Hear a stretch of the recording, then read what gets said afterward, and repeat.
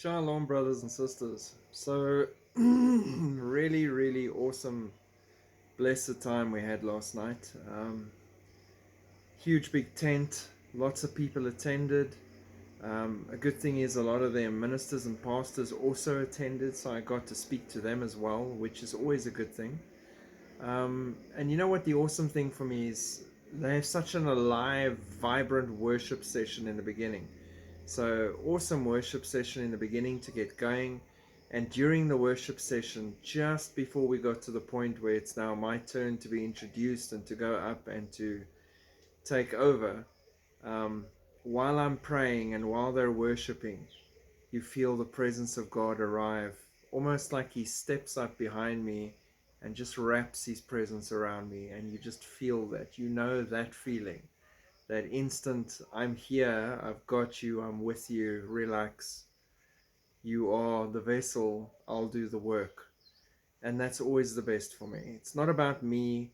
It's not my name they need to remember when I'm done there. It's the message and what God has to speak into their lives. When I leave, that message should be what's on their hearts and their minds and what they're thinking about. And that's what they should go back to their Bibles and dig deeper and have a hunger for Jesus and God and that closer relationship. So, yeah, awesome. It was absolutely amazing.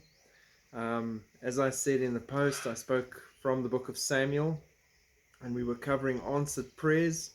And if you guys haven't read about Hannah and Penina and Elkanah, the husband, go and read the story. You can learn a lot from it.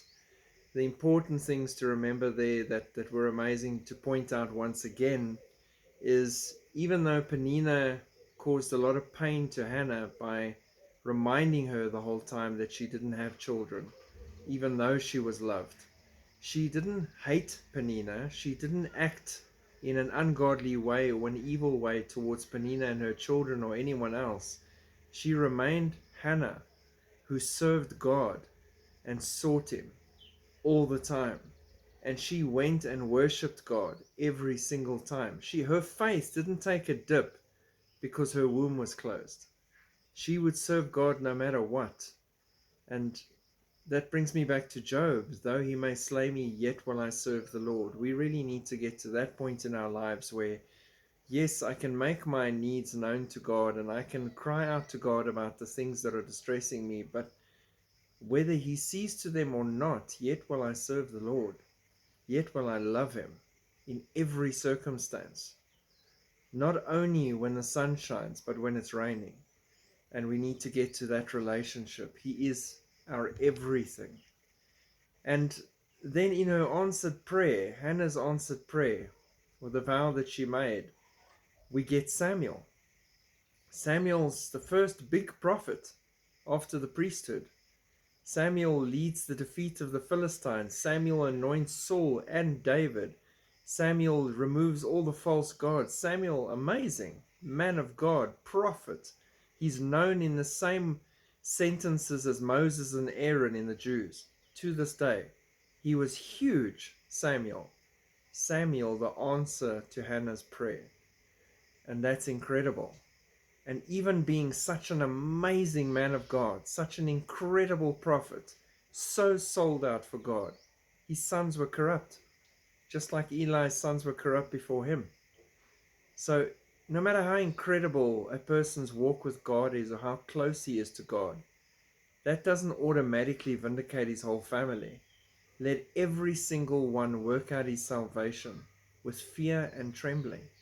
It is an individual journey between you and God.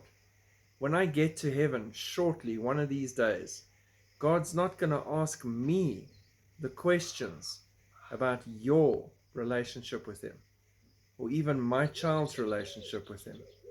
He's going to ask if I did everything I was supposed to do, but my child who is past the age of decision has to answer for himself. Fortunately, on fire for God and rearing to get into ministry and going with to these things and getting involved and praying, so I'm happy.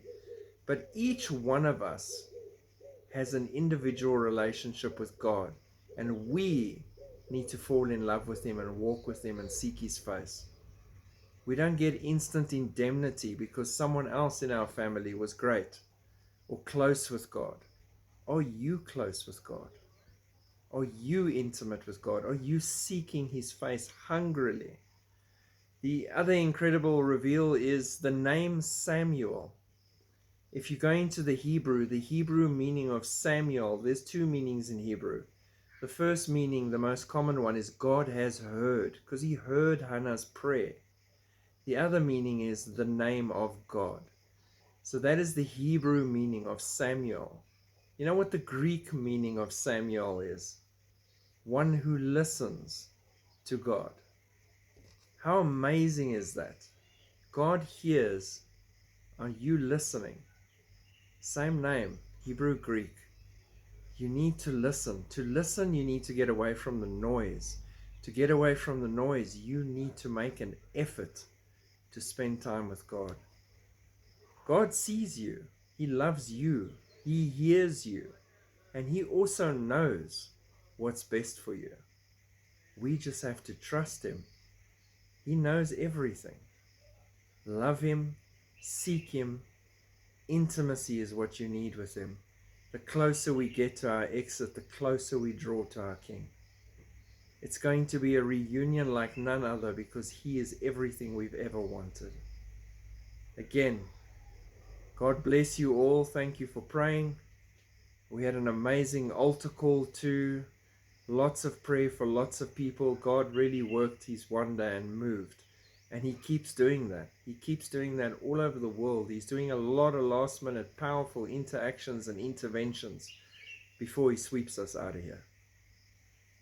Not long anymore. But when He comes, may He find us serving the Lord and doing His work, whether it be preaching or teaching or speaking out in His name or defending or praying for each other or digging into His word. May He find us busy with His things. God bless you all. Keep looking up. Shalom.